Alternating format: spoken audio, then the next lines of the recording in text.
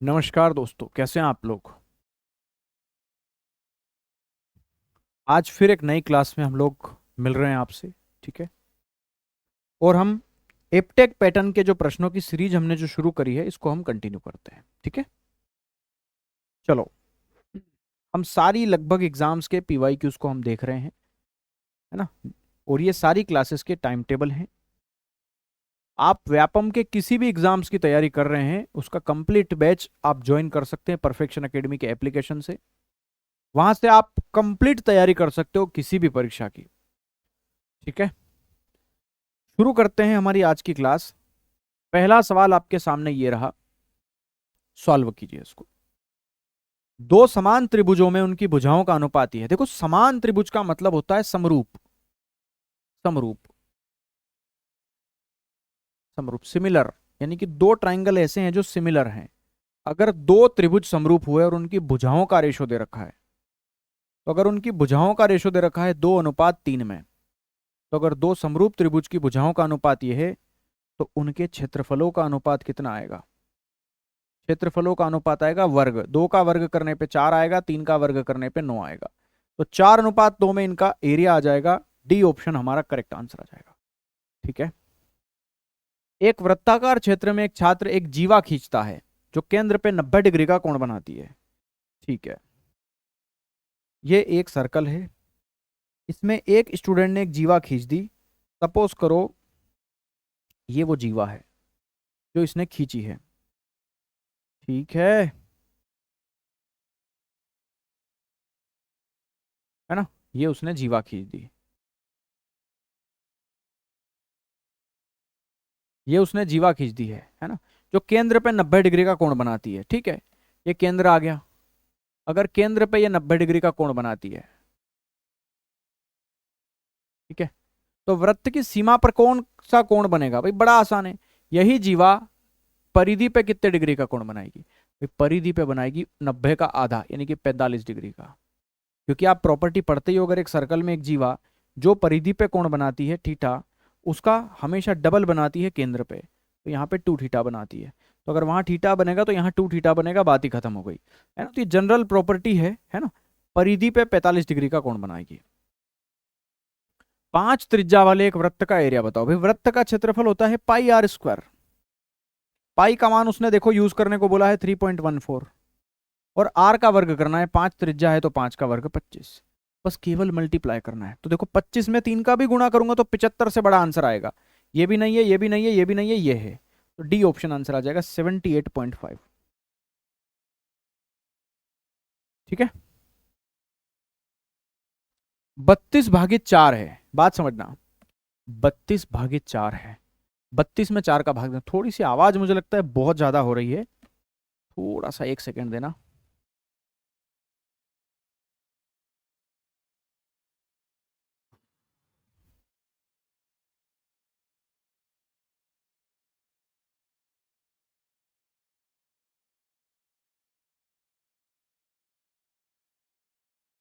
है ना। अभी ठीक है। 32/4 है। 32/4 है। 32 में भाग देना है 4 का तो 8 आ जाएगा, प्लस 14 आ जाएगा। ठीक है। इंटू 15 में भाग देना है 3 का, 5 आएगा, माइनस 4 है। 1 सेकेंड।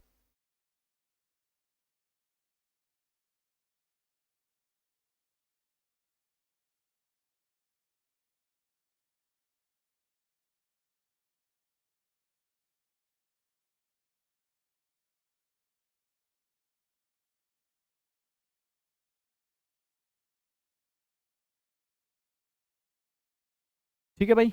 चलो, 5 - 4 आ गया तो 14 और 8 कितना आ गया, 22 आ गया। इंटू 5 - 4 1 आ गया, तो 22 से कम कितना आ गया, 22 आ गया। 22 आपका आंसर आ जाएगा। डी ऑप्शन हमारा करेक्ट आंसर है। ठीक है। यहां देखो, 45 में भाग देना है 5 का, 9 आया।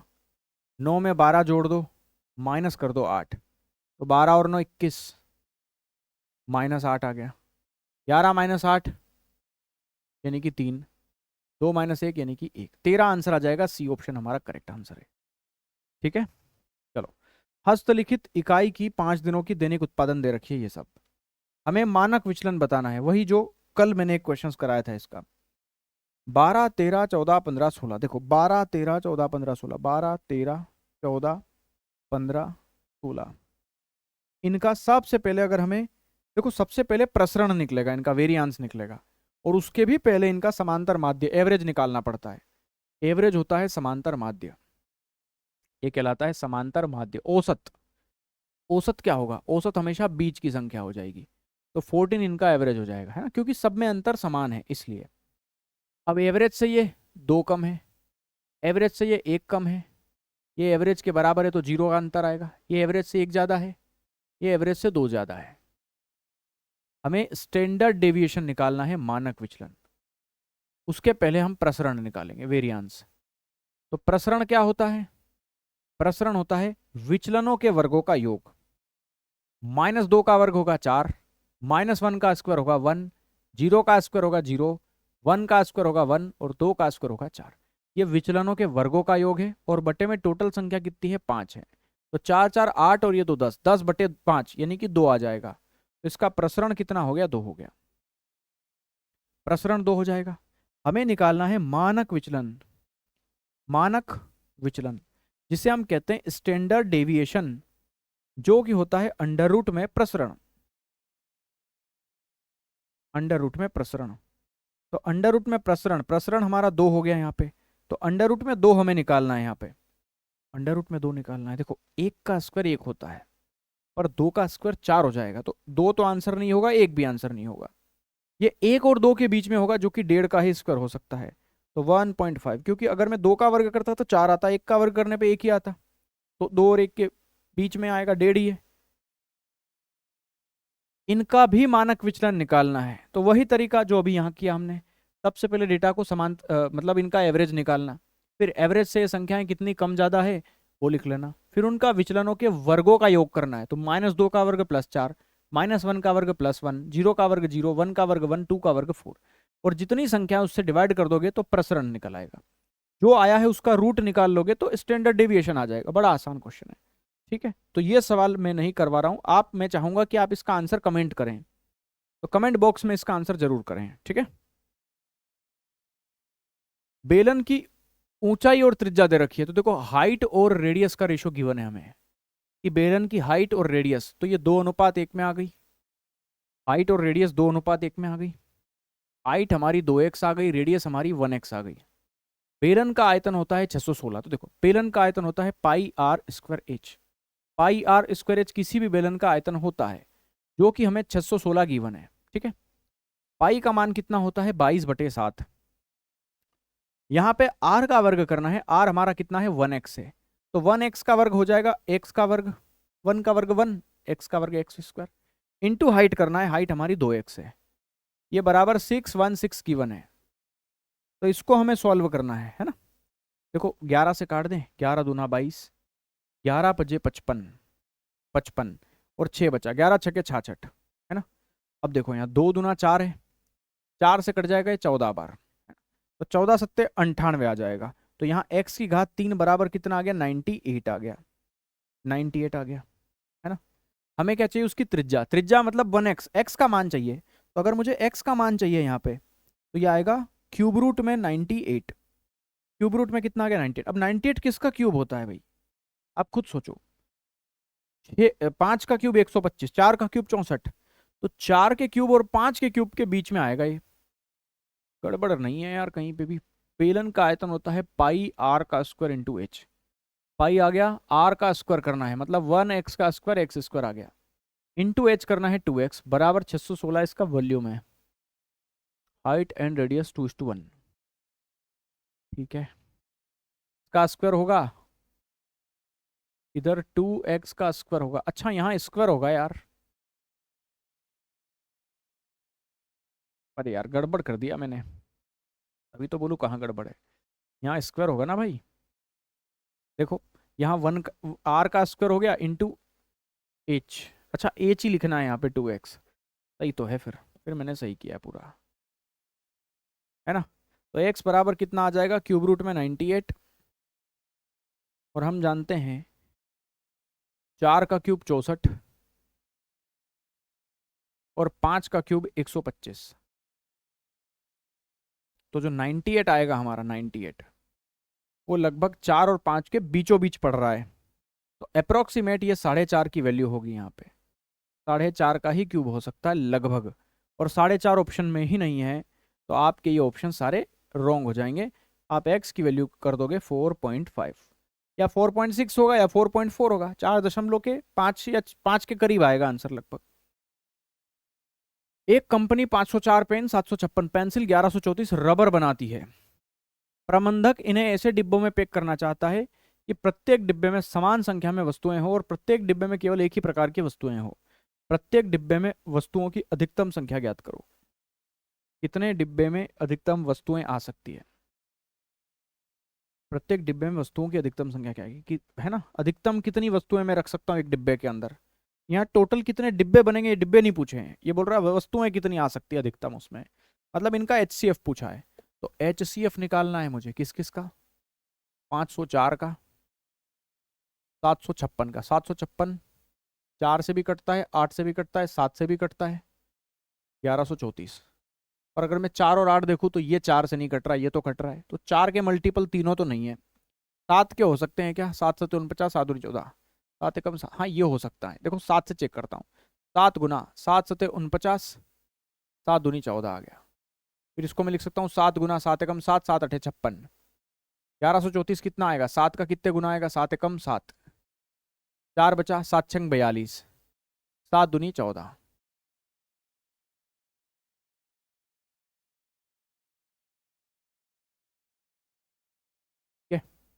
देखो 7 तो आएगा ही आएगा।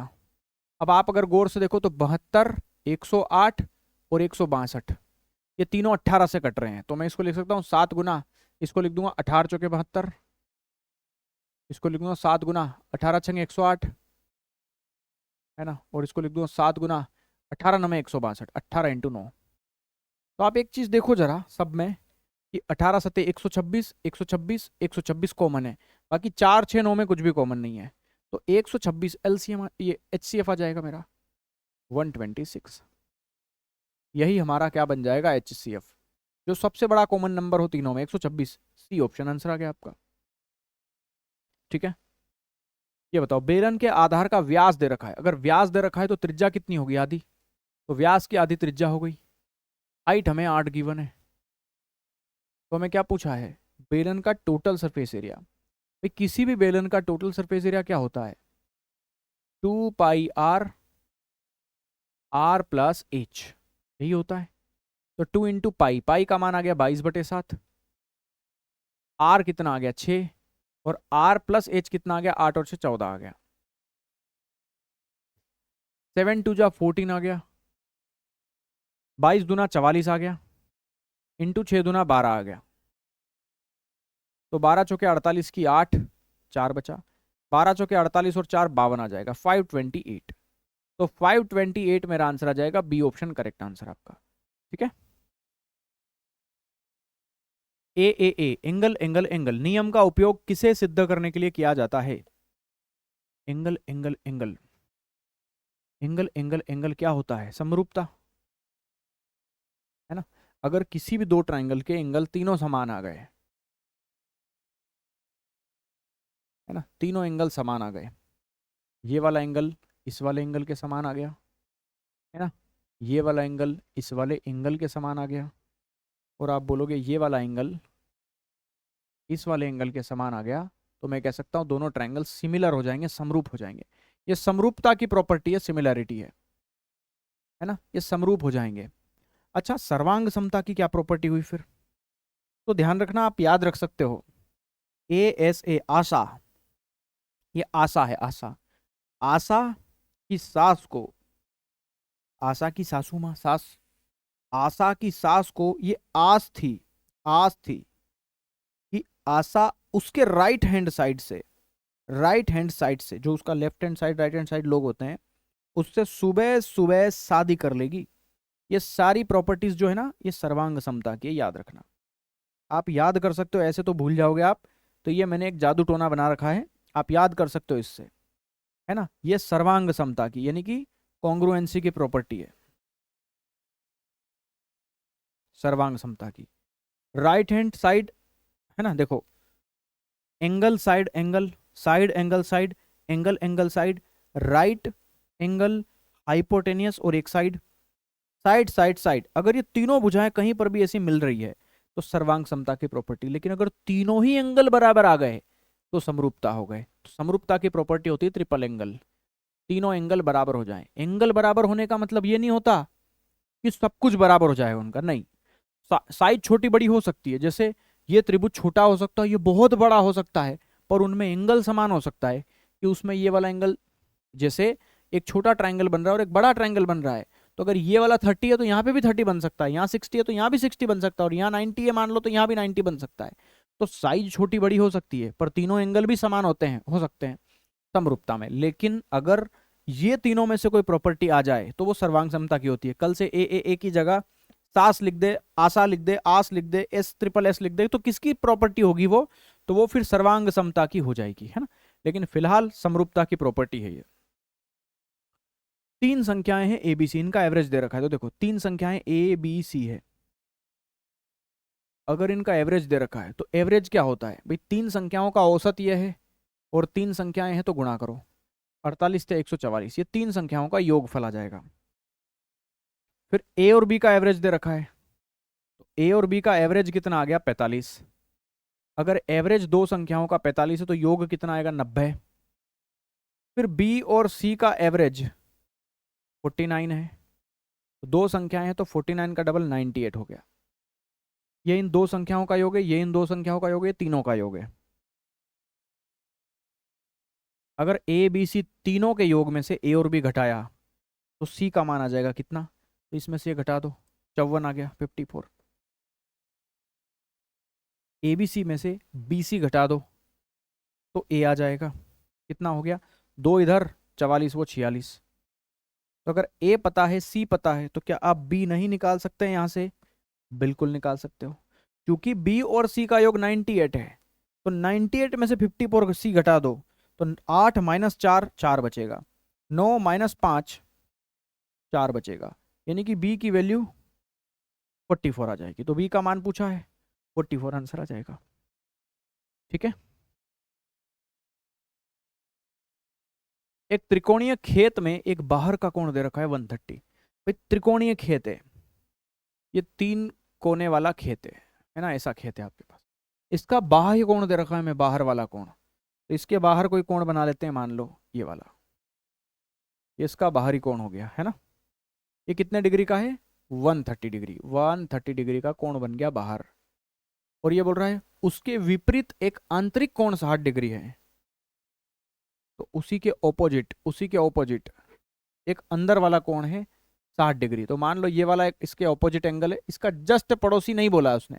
अगर ये वाला एंगल बोलेगा तो बोलेगा संलग्न कोण, उसका एडजेसेंट एंगल बोलेगा, है ना। तो एडजेसेंट एंगल ये होता है संलग्न कोण, संगत कोण कहलाता है। लेकिन इसके विपरीत बोला है तो चाहे तो यहां बना लो या यहां बना लो, एक कोण 60 डिग्री का है। तो ये बोल रहा है दूसरा एंगल कितने डिग्री का होगा? तो ध्यान रखना है, बहिष्कोण प्रमेय की प्रॉपर्टी क्या कहती है कि इन दोनों एंगल का योग बहिष्कोण के बराबर होना चाहिए। तो 130 में से अगर ये एंगल 60 है तो फिर ये एंगल डेफिनेटली 70 हो जाएगा, क्योंकि 60 में 70 जोड़ोगे तभी 130 आएगा। तो ये वाला एंगल 70 डिग्री हो जाएगा। अन्य कोण पूछा है 70 डिग्री। ठीक है, बात समझ में आ रही? 8 पुरुषों का वजन 1.5 किलो बढ़ गया। भाई 8 लोगों का वजन 1.5 किलो बढ़ गया, यानी कि 15 8 120, मतलब 12 किलो बढ़ गया। क्यों बढ़ गया 12 किलो भाई? 12 किलो वजन क्यों बढ़ गया बताओ? क्योंकि 65 किलो वजन वाले एक पुरुष को एक नए पुरुष से बदल दिया गया। यानी कि 65 किलो का व्यक्ति गया और उसकी जगह एक नया व्यक्ति आया। तो नया व्यक्ति आया, उससे अगर एवरेज बढ़ रहा है तो मतलब जो नया व्यक्ति आया है वो 65 किलो से अपने साथ 12 किलो एक्स्ट्रा लेके आया है। यानी कि 6 में एक जोड़ा 7, 5 में दो जोड़ा 7, तो 77 किलो का बंदा आया है, यानी कि सी ऑप्शन आंसर आ जाएगा मेरा। ठीक है। आप 20 से 30 के वर्ग अंतराल का मध्य बिंदु ज्ञात कीजिए। कोई भी अगर क्लास इंटरवल आपको दे रखा है और उसका मध्य बिंदु पूछे तो मध्य बिंदु कुछ नहीं होता, इन दोनों को जोड़ के आधा कर देना, निम्न सीमा और उच्च सीमा जोड़ के आधा कर देना, मध्य बिंदु आ जाएगा 25। अच्छा ऐसे ही पूछा है, 20 और 30 जोड़ के आधा कर दो तो बी ऑप्शन आंसर आ जाएगा इसका। ठीक है, देखो 9 में से 5 गया तो 4 बचा, इंटू 3 में 7 जोड़ा तो 10 आया, उसमें भाग देंगे 2 का, तो पहले गुणा होगा कि पहले भाग होगा, भाग होगा, तो पहले भाग देंगे, तो देखो 4 ऐसे ही रखो, इंटू 10 में भाग दो 2 का 5 आ गया, अब 5 में 4 का गुणा कर दो 20 आ गया, तो 20 आपका आंसर आ गया सेकेंड ऑप्शन।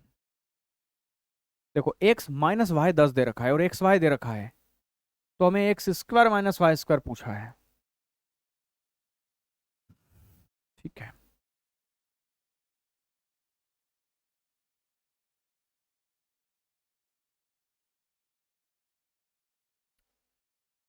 73 आ रहा है यार रूट में।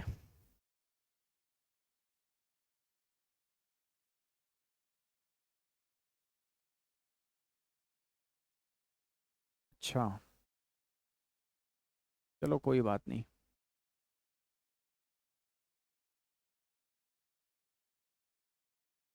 X square minus Y square क्या होता है पहले तो ये बताओ। A square minus B square होता है, एक बार ए प्लस बी और एक बार ए माइनस बी निकाल लो, इनका गुणा कर दो, है ना, ये दोनों निकालना है तो ठीक है। अगर x माइनस वाई गिवन है मुझे, x माइनस वाई अगर 10 के बराबर गिवन है और मुझे x इंटू वाई भी गिवन है 48, ये दो चीज़ें मुझे गिवन है यहाँ पे, है ना, तो क्या मैं सॉल्व नहीं कर सकता इसको? बिल्कुल कर सकता हूँ, है ना, बिल्कुल सॉल्व कर सकता हूँ। x माइनस वाई तो 10 आ गया, यानी कि ऑप्शन जो भी आएगा वो 10 का मल्टीपल आएगा, 10 का मल्टीपल आएगा, सब में है, खाली इन दोनों में नहीं है ना, ये दोनों 10 के मल्टीपल है, आंसर आएंगे। अब मुझे x प्लस वाई चाहिए, तो देखो आपने एक प्रॉपर्टी पढ़ी होगी, x प्लस वाई के होल स्क्वायर में से जब मैं घटा दूंगा x माइनस वाई का होल स्क्वायर, क्या होगा, 4 ab हो जाएगा, 4xy आएगा, ये होता है, ये आप जानते हो क्या? यस, एक प्रॉपर्टी है, ये बेसिक सी प्रॉपर्टी है।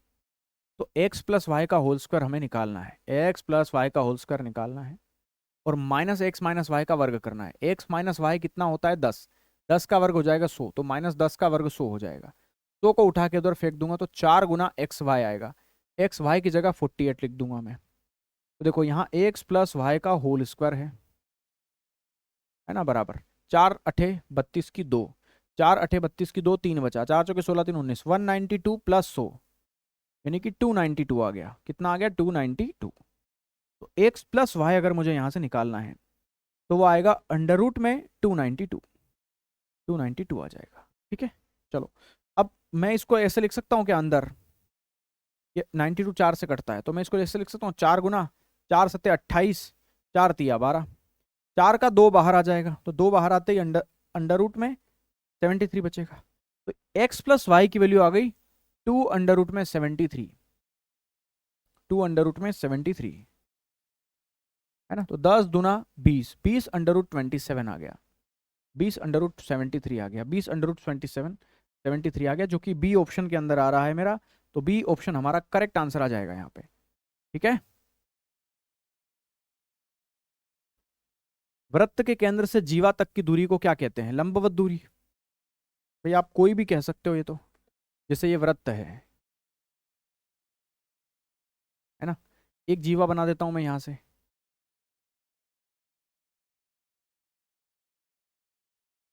ये वृत्त का केंद्र हो गया, वृत्त के केंद्र से इस जीवा तक की दूरी को परपेंडिकुलर डिस्टेंस बोलते हैं अपन, है ना, वृत्त के केंद्र से इस जीवा पर डाला गया लंब, लंब यानी कि परपेंडिकुलर, लंबवत, लंबवत दूरी बोलेंगे उसे, और क्या बोलेंगे। ठीक है, बेलन का टोटल सरफेस एरिया गिवन है, त्रिज्या गिवन है और पाई का मान ये है, ऊंचाई पूछी है। देखो बेलन का टोटल सरफेस एरिया होता है 2 पाई आर प्लस एच, यही होता है, और ये हमें टोटल 440 दे रखा है, वैल्यू रख दो, 2 गुना पाई का मान 22/7 इंटू त्रिज्या कितनी है 7, इंटू त्रिज्या में ऊंचाई जोड़ो तो 7 प्लस एच जोड़ना है, बराबर 440 आना चाहिए। देखो 22 दूना 44 होता है और ये 7 से 7 कटेगा, तो देखो 22 दूना 44, 44 से 44 कटेगा 10 बार। अब इधर कुछ भी नहीं बचा है, 7 प्लस एच 10 है, 7 में कितना जोड़े कि 10 आए 3, हाइट आपकी 3 आ जाएगी यहाँ से, ये हाइट आपकी 3 बन जाएगी। ठीक है, हाइट पूछी थी आपसे, क्लियर। एक स्कूल के पास कुछ इतनी किताबें हैं और वे 42 बच्चों के बीच ऐसी संख्या में बांटना चाहते हैं कि हर एक छात्र को एक पूर्ण वर्ग संख्या में किताबें मिले, तो प्रत्येक छात्र को कितनी किताबें मिलेगी? भाई 2058 किताबें हैं आपके पास, 2058, और 42 बच्चों में बांटनी है, तो हर एक को कितनी मिलेगी पहले तो ये बताओ। इतनी किताबें इतने बच्चों में बांटनी है भाई, 7 से काट दो, 7 छके 42, 7 छके 42, 7 दूनी 14, 7 दूनी 14, 6 बचा 63, 7 नमे 63, 2 बचा 7 चौके 28, 6 से काट दो, 6 से काटा 6 चौके 24, 6 चौके 24, 6 नमे 54, है ना 49, 49 अपने आप में एक स्क्वायर होता है 7 का, तो 49 49 बुक बांट दो सारे बच्चों में, ये आंसर आ जाएगा आपका। ठीक है, एक व्यापारी 12 पेन बेचने पर, एक व्यापारी 12 पेन बेचने पर 4 पेनों के विक्रय मूल्य के बराबर लाभ कमाता है, 4 पेनों के विक्रय मूल्य के बराबर लाभ कमाया। तो देखो कभी भी आप वस्तु बेच रहे हो और आपको लाभ हो रहा है, लाभ, तो प्रॉफिट कब होता है? जब आप सेलिंग प्राइस में से कॉस्ट प्राइस घटाते हो, यानी कि जब सेलिंग प्राइस ज्यादा हो कॉस्ट प्राइस से, तभी प्रॉफिट होता है। प्रॉफिट तभी होता है, ये बात आपको याद होगी ही होगी कि लाभ कब होगा? जब विक्रय मूल्य ज्यादा होगा और क्रय मूल्य कम होगा। ठीक है, तो प्रॉफिट निकालना है जो कि सेलिंग प्राइस में से कॉस्ट प्राइस घटाने के बराबर आएगा। तो ये बोल रहा है 12 पेन आपने बेचे हैं, अगर 12 पेन आपने बेचे हैं तो 12 खरीदे होंगे तब 12 बेचे होंगे, तो मैं 12 पेन के सेलिंग प्राइस में से 12 पेन का कॉस्ट प्राइस घटा दो,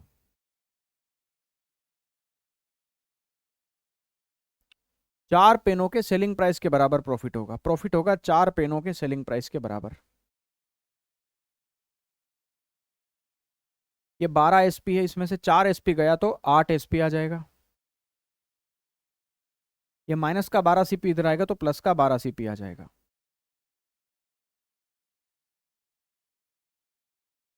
ये सीपी आ गया, बटे में कितना आ गया एसपी, ये 8 आ गया, बटे में कितना आ गया 12। तो अगर कोई सामान 8 में खरीदा है और 12 में बेचा है ना, या ऐसे समझ लो 4 दूनी 8, 4 तिया 12, तो कोई सामान 2 में आपने खरीदा है और बेचा आपने 3 में है, 50% प्रॉफिट हो रहा है आपको। 2 में खरीद के 3 में बेच रहे हो, 2 में खरीदा है 3 में बेचा, 1 रुपये ज्यादा में बेच रहे हो, तो जितने में खरीदा है उसका आधा ही तो होता है 2, यानी कि 50% फायदा है आपको। 2 में खरीद के 3 में बेचा तो 1 का प्रॉफिट हो गया, 1 का प्रॉफिट हुआ 2 रुपए के क्रय मूल्य पे, तो 100 पे कितने का होगा? 50% ही तो होगा, है ना, ये 50% प्रॉफिट हो जाएगा आपका, 50% प्रॉफिट हो जाएगा। एक राजमिस्त्री 2 त्रिभुजाकार फ्रेम एबीसी और पीक्यूआर की तुलना करता है। ठीक है, देखो भैया 2 फ्रेम की तुलना कर रहा है वो, है ना, ध्यान समझना। एक फ्रेम है एबीसी, एक पीक्यूआर है, एबीसी है और एक पीक्यूआर है ना। ये बोल रहा है ए बी बराबर है पी क्यू के, ए बी बराबर आ गया पी क्यू के, बी सी बराबर है क्यू आर के, ये जो बी सी आ गया ना ये क्यू आर के बराबर है, और एंगल बी पर कोण समान है, मतलब एंगल बी पे एंगल समान है, यानी कि ये वाला एंगल इस एंगल के समान है ना। तो इस त्रिभुजों के बारे में क्या तात्पर्य? भाई ये त्रिभुज क्या है, समरूप है कि सर्वांग सम है? ये बोल रहा है साइड एंगल साइड से, साइड एंगल साइड से सर्वांग सम है, दोनों समकोण है, समकोण तो है ही नहीं, केवल 2 भुजाएं बराबर और एक कोण बराबर आ जाएगा तो समकोण कैसे साबित कर दोगे? नहीं, निष्कर्ष नहीं निकाला जा सकता, ऐसा भी नहीं है। साइड एंगल साइड द्वारा समान है, समान मतलब सिमिलर है, देखो समरूप तो होंगे ही नहीं, समरूप नहीं होंगे, है ना, समरूप नहीं होगा, ध्यान रखना है, ये होंगे सर्वांग सम, सारे ही अंग समान हो जाएंगे इनके, पहला ऑप्शन आएगा इसका। क्यों? क्योंकि अभी जस्ट बताया मैंने कि आशा की सास ने, आशा की सास को ये आस थी, आस थी कि उसके राइट हैंड साइड से उसकी सुबह सुबह शादी हो जाएगी। ये प्रॉपर्टी जो है ना सर्वांग समता की होती है, याद रखना, सर्वांग समता की प्रॉपर्टीज। तो ये याद रखना है आपको। तो देखो यहाँ पे क्या लिखा है, सास। अब सास इसमें आता है भाई, आप पढ़ते ही पता कर लोगे सास। तो सास से ये दोनों ट्रायंगल कैसे हो जाएंगे, सर्वांग सम, यानी कि ऐसी दो लाइन लगाना है और ऊपर इस तरीके से ऐसे चिन्ह बना देना है। तो सर्वांग सम हो जाएंगे, ये कॉन्ग्रुएंट हो जाएंगे दोनों के दोनों ट्रायंगल आपस में। बात समझ में आ रही है? ठीक है, चलो फिर ये बता दो, इस डेटा की माध्यिका बताओ। अब माध्यिका आपको निकालना आता है, सारे डेटा को आरोही क्रम में लिखना, बीचों बीच की संख्या ढूंढ लेना, वो हमारा आंसर हो जाएगा। जैसे 10 संख्याएं हैं, मैं बता देता हूं। ये बोल रहा है 10 छात्रों के 100 में से अंक दिए गए हैं। अच्छा, ये ऑलरेडी देखो बढ़ते हुए क्रम में है, 40, 45, 50, 55, 60, 65, 70, 75, 80, 85। अगर मैं इनका माध्यिका निकालू, जैसे समझना 40, 45, 50, 55, 50, 55, 60, 65, 70, 75, 80, 85, तो इनकी माध्यिका क्या होगी बताओ जरा। इनकी माध्यिका होगी 4 अंक इधर हटाओ, 4 अंक इधर हटाओ, जो बीच में बच रहे हैं ना आपके बीच में, इनका एवरेज निकाल लो, यही माध्यिका है। अगर दो बच रहे हैं, एक बच रहा है, तो वही माध्यिका है। दो बच रहे हैं तो एवरेज निकाल लो। 60 और 65 के बीच में क्या आएगा, 62.5, 62.5 आ जाएगा, ये एवरेज माध्यिका हो जाएगी, है ना। या फिर कैसे निकाला है मैंने इसको 62.5 को, तो इन दोनों को जोड़ के आधा कर देना, 60 और 65 जोड़ के आधा कर देना, तो ये आ जाएगा 62.5, 62.5, है ना। एक शंकु का वक्र पृष्ठीय क्षेत्रफल 660 है, उसकी त्रिज्या ये है, स्लांट हाइट पूछी है। भाई शंकु ये होता है, ये इसकी हाइट है, ये इसकी रेडियस है, और ये स्लांट हाइट है। ये हमें पूछा है, ये इसकी हाइट है, ये इसकी रेडियस है, ठीक है। शंकु का वक्र पृष्ठ क्या होता है, पाई आर एल, पाई आर एल। इसका मान हमें कितना गिवन है, 660। यहाँ त्रिज्या दे रखी है, तो देखो पाई का मान होता है 22/7, त्रिज्या हमारी कितनी गिवन है 10, इंटू एल हो जाएगा यहाँ से 660 के बराबर। सॉल्व करो, देखो 22 धाम 220, 220 से ये 3 बार कटेगा 660, तो 7 का गुणा कर दो 3 में, 7 या 21, तो स्लांट हाइट 21 आ जाएगी आपकी। यही आपका सवाल आ गया 21, फर्स्ट ऑप्शन आंसर है आपका। ठीक है, चलो ये बताओ, एक राशि 9% की साधारण ब्याज की दर पे 5 साल के लिए निवेश की गई, तो आपको जो ब्याज अर्जित हुआ है ना वो इतना है। अगर 1 साल का साधारण ब्याज 9% है, तो 5 साल का ब्याज कितना आएगा, 45%। भाई 1 साल का ब्याज 9%, तो 5 साल का ब्याज कितना आएगा, 45%। 45% ब्याज आएगा आपका, ठीक है। और हमें दे रखा है ब्याज है 6,750, ये ब्याज है, तो ये हो गया 45% की वैल्यू। तो हमें क्या पूछा है, मूलधन बताना है, मूलधन आ गया 100, 100 की वैल्यू निकालना, ये प्रिंसिपल आ गया यहाँ पे। चलो इसको सॉल्व करो, 9 से काट देता हूँ, 9 पजे 45, 9 सत्ते 63, 9 पजे 45, 0, ठीक है। 5 से काट दो इसको 150 बार, तो 150 इंटू 100 कितना आ गया, 15,000 आ गया, 15,000 आंसर आ जाएगा, पहला ऑप्शन। माँ और बेटी की आयु का योग दे रखा है, ध्यान से समझना, है ना। माँ और बेटी की आयु का योग दे रखा है 56 वर्ष। 4 साल बाद माँ बेटी की 3 गुनी हो जाएगी।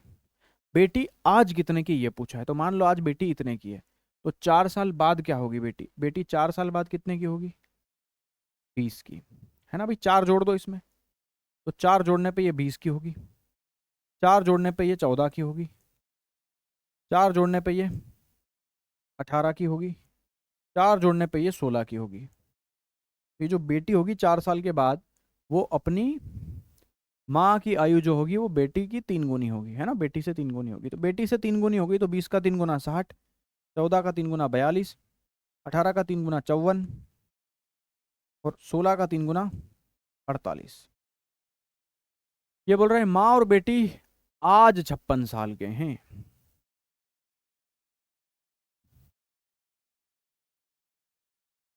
अच्छा, ये उम्र जो है इनकी, ये 4 साल बाद की उम्र है, यानी कि 56 में 4 और 4 8 जोड़ दें तो 64 साल के होने चाहिए। जहां 64 हो गया वो मेरा आंसर आ जाएगा। 8 से 14 की 4, 4 5 और 1 6, बिल्कुल यहाँ पे आ रहा है तो ये आंसर आ जाएगा। देखो 64 क्यों चाहिए, क्योंकि आज दोनों 56 के हैं ना, 4 साल के बाद, तो 4 साल बाद बेटी भी 4 साल बड़ी हो जाएगी, माँ भी 4 साल बड़ी हो जाएगी।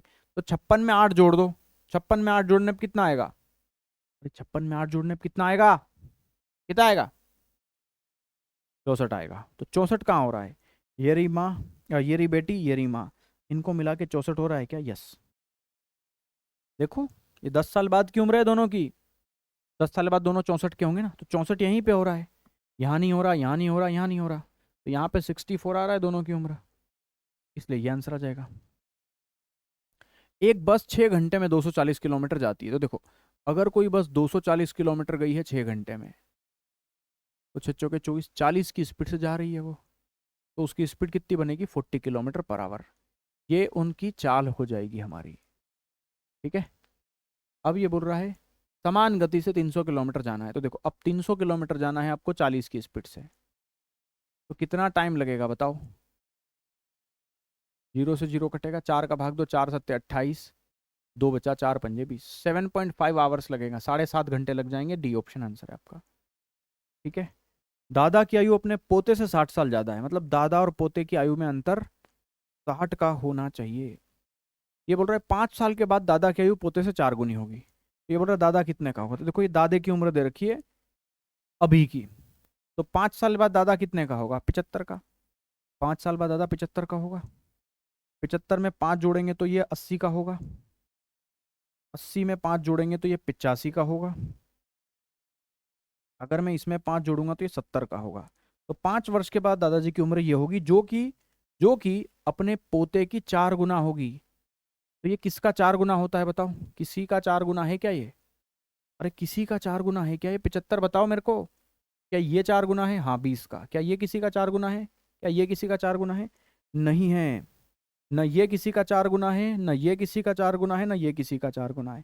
तो एक ही ऑप्शन आ गया ये 20 वाला, कि पोता अगर 20 का होगा 5 साल के बाद, तो नहीं हाँ 20 साल के बाद, 5 साल के बाद बच्चा पोता जो है 20 का होगा, तभी दादाजी की उम्र उसकी 4 गुना हो सकती है, 20 का 4 गुना। ठीक है, तो ये आंसर आ जाएगा। 75 साल का आज है वो बूढ़ा व्यक्ति। चावल की कीमत 40 रुपीज पर किलो से बढ़ के 50 रुपीज पर किलो हो गई, तो वृद्धि कितने परसेंट की हुई? 40 रुपए किलो का चावल 50 रुपए किलो का हो गया, 10 रुपए किलो बढ़ गया चावल की कीमत। 10 रुपए किलो चावल की कीमत बढ़ी किससे? इस 40 रुपए से। 40 से बढ़ के ही तो 50 हुई है, तो 10 रुपए कीमत बढ़ी 40 से। बताओ 100 से कितनी बढ़ी? ये वृद्धि हो गई है ना, ये वृद्धि हो गई उसकी कीमत में। तो देखो 0 से 0 कटेगा, 4 से 100 कटेगा 25 बार, यानी कि 25% उसकी कीमत बढ़ गई। तो 25% आंसर आ जाएगा बी ऑप्शन हमारा। ठीक है। एक 12 भुज के अंदर कितने विकर्ण होते हैं? एक द्वादश भुज के अंदर कितने विकर्ण होते हैं? देखो किसी भी विकर्णों की संख्या निकालना है आपको, तो विकर्ण की संख्या निकालना है, विकर्णों की संख्या। किसी भी बहुभुज की विकर्णों की संख्या क्या होती है? तो वो होती है n/(n-3/2), n/(n-3/2). n यानी कि 12 भुज है तो 12 इंटू 12-3 यानी कि 9/2 आ गया। तो 2 से ये 12 कटेगा 6 बार, 6 इंटू 9 54 आ गया, 54। तो 54 हमारे सवाल का आंसर आ जाएगा। 54 हमारे सवाल का आंसर आ जाएगा, सी ऑप्शन। ठीक है। ये डेटा दे रखा है, इसकी माध्यिका ज्ञात कीजिए। माध्यिका कुछ नहीं है, आरोही आरोही या अवरोही क्रम में लिखो और बीचों बीच की संख्या आंसर कर देना। तो इसका आंसर आप कमेंट जरूर करना, है ना। एक वृत्त में एक जीवा की लंबाई 16 है, वो केंद्र से 6 मीटर दूर है। तो देखो अगर ये एक सर्कल है, इसमें एक जीवा बना दूं मैं, सपोज करो ये एक जीवा हो गई,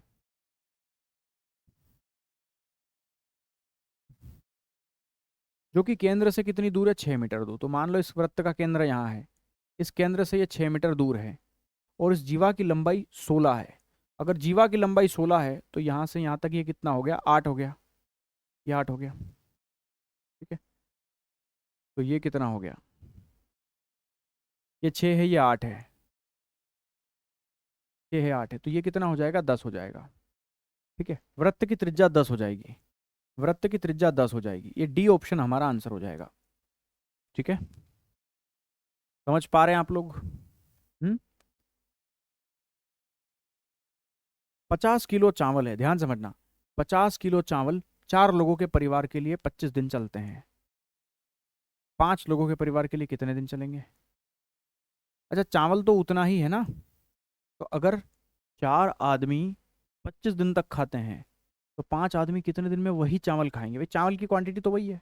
जैसे समझो मेरी बात, 4 लोग हैं, अगर 25 दिन में 4 आदमी 25 दिन में 50 किलो चावल खाते हैं, तो वही 50 किलो चावल अब कितने लोग खाएंगे? 5 लोग।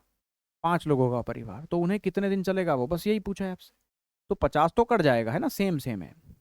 ये 5 से 25 कटेगा 5 बार, तो ये 20 दिन चलेगा। तो कितने दिन चलेगा वो चावल? 20 दिन तक चलेगा। यानी कि सी ऑप्शन मेरा करेक्ट आंसर आ जाएगा यहाँ पे। बात समझ में आ रही है आपके, है ना? चलो ये बताओ, मनीष एक भूमि 2,20,000 रुपए में बेचता है, जबकि उसने मूल अंकित मूल्य पे 45% की छूट दी।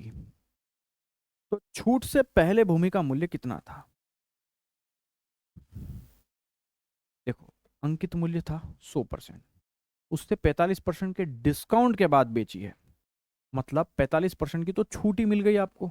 यानी कि जो जमीन थी 2,20,000 की थी, है ना, ये कब अवेलेबल है आपको इतने रुपए में? 45% डिस्काउंट के बाद, यानी कि ये 55% की वैल्यू हो गई। तो डिस्काउंट से पहले उसकी ओरिजिनल प्राइस कितनी थी? मतलब 100% का मान हमसे पूछा है। तो देखो 55 चौके 220 होता है, तो ये 4,000 आ गया। 4,000 में 100 से गुणा करने पे कितना आएगा? तो ये 4,000 आ गया, और ये 100 आ गए, 2 जीरो ये आ गए, यानी कि 4 लाख।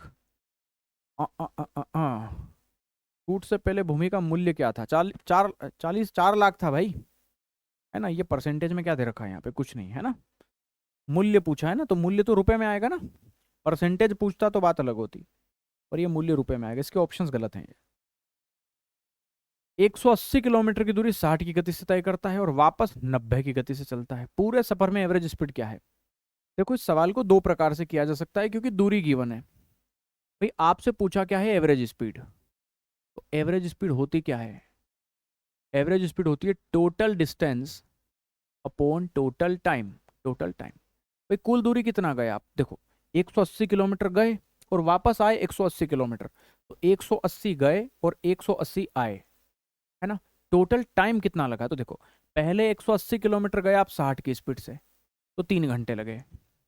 फिर आप 180 किलोमीटर वापस गए, आए तो 90 की स्पीड से, यानी कि 2 घंटे लगे, है ना। तो 180 और 180 कितना आ गया? 360। यानी कि 360 किलोमीटर आपको 5 घंटे में ट्रेवल करना पड़ा। तो इसका मतलब ये कितना आ गया? 72 आ गया। तो 72 किलोमीटर पर आवर आपकी स्पीड आ जाएगी। ये एवरेज, यही बेस्ट तरीका है, ऐसे ही कर लो, ठीक है। बाकी 2ab/a+b से भी कर सकते हो आप, कि देखो एवरेज स्पीड होती है 2ab/a+b। जब भी आप सेम डिस्टेंस जाके आ रहे हो, तो ये आपकी क्या हो जाएगी? एवरेज स्पीड हो जाएगी। एवरेज स्पीड हो जाएगी। तो 2 गुना जाने की स्पीड 60 इंटू आने की स्पीड 90 है, बटे में जाने प्लस आने की स्पीड का योग 60 और 90 150 आ जाएगा ये, है ना। ये एवरेज स्पीड हो जाएगी। आप यहाँ पे भी काटोगे ना, तो देखो 30 × 90, 30 × 150, और 5 से 60 कटेगा 12 बार, तो 12 × 36, 36 × 72, ये 72 आपकी स्पीड आ जाएगी। 72 किलोमीटर पर आवर आपका सी ऑप्शन करेक्ट आंसर हो जाएगा। एक टीवी सेट जिसका अंकित मूल्य 18,000 रुपए है, उसे 15,300 रुपए में बेचा गया। डिस्काउंट का परसेंटेज कितना होगा? भाई देखो, 18,000 रुपए मूल्य का कोई टीवी सेट था, जिसे आपने 15,300 में बेचा। तो 18,000 का सामान 15,300 में बेचा आपने, कितने का डिस्काउंट दिया आपने? 18,000 का सामान 15,000 में बेचा, 3,000, और उस पर 300 और कम गया, तो 2,700 रुपये का डिस्काउंट दिया आपने। 2,700 रुपये का डिस्काउंट दिया आपने इस अंकित मूल्य पे। डिस्काउंट हमेशा अंकित मूल्य पे दिया जाता है, तो कितना परसेंट का डिस्काउंट दिया आपने? यहां से आपको डिस्काउंट का परसेंटेज पूछा है, कितने परसेंट डिस्काउंट मिला है? इतने का, है ना। देखो ये 3 जीरो से 3 जीरो कट गए। अब 9 से काट दें अपन इसको, देखो 9 दूनी 18, 9 तिया 27, 30 बार कटेगा, और 30 को 2 से उड़ाया तो 15% डिस्काउंट आ गया, 15% का। 15% डिस्काउंट दिया है, ये पहला ऑप्शन आपका करेक्ट आंसर आ गया। ठीक है, चलो आज इतना ही, बाकी कल हम कल की क्लास में देखेंगे। ठीक है, तो bye bye, take care, video को लाइक कीजिएगा। लगभग हमने आज 35-40 क्वेश्चंस करने की कोशिश की है, जो कि ठीक है ना। तो बाकी के जो बचे हुए क्वेश्चन है वो मैं अगली क्लास में कल कराऊंगा। आज इतना ही, bye bye, take care, subscribe जरूर करिए चैनल को। Bye bye.